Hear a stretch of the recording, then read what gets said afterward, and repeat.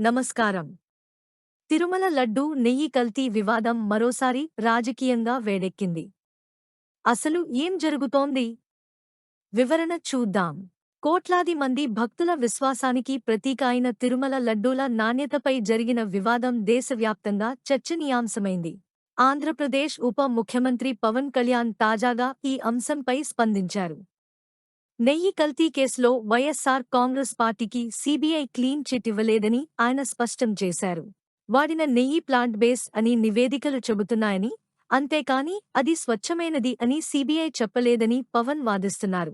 ఈ ప్రకటనతో ఆంధ్రప్రదేశ్ రాజకీయాల్లో అధికార, ప్రతిపక్షాల మధ్య మాటల యుద్ధం మరోసారి తారాస్థాయికి చేరింది. మాజీ ప్రభుత్వమైన వైఎస్సార్సీపీ హయాంలో ప్రసాదంలో కల్తీ నెయ్యి వాడారనే ఆరోపణలు గత ఏడాది సెప్టెంబర్లో పెను సంచలనం సృష్టించాయి. అప్పటినుండి ఇప్పటివరకు దర్యాప్తు సంస్థలు అనేక నివేదికలను పరిశీలించాయి. కానీ రాజకీయ విమర్శలు మాత్రం ఆగలేదు. అసలు దర్యాప్తులో ఏం తేలింది? సీబీఐ మరియు సిట్ నివేదికలపై విభిన్న కథనాలు ప్రచారంలో ఉన్నాయి.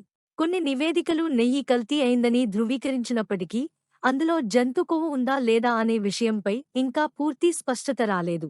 ఇదే ఇప్పుడు రాజకీయ వాదనలకు కేంద్ర బిందువుగా మారింది. ఒకరు కల్తీ జరిగిందని అంటే, మరొకరు నిరాధార ఆరోపణలు అంటున్నారు. వైఎస్సార్సీపీ మాత్రం తమపై తప్పుడు ఆరోపణలు చేస్తున్నారని, మత భావాలను దెబ్బతీసినందుకు ప్రభుత్వం క్షమాపణ చెప్పాలని డిమాండ్ చేస్తోంది. దీనికి భిన్నంగా పవన్ కళ్యాణ్ నేతృత్వంలోని జనసేన మాత్రం నివేదిక క్లీన్ చిట్ ఇవ్వలేదని, తప్పు చేసిన వారు బాధ్యత వహించాల్సిందేనని వాదిస్తోంది. ప్రజల్లో కూడా ఈ విషయంపై పెద్ద ఎత్తున చర్చ జరుగుతోంది. భక్తుల మనోభావాలతో ముడిపడి ఉన్నందున ఇది చాలా సెన్సిటివ్ అంశంగా మారింది.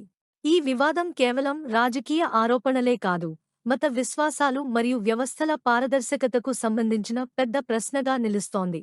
న్యాయ విచారణ ఒకవైపు సాగుతున్నా, రాజకీయంగా ఒకరిపై ఒకరు చేసుకునే విమర్శలు ఇప్పుడప్పుడే ఆగేలా కనిపించడం లేదు.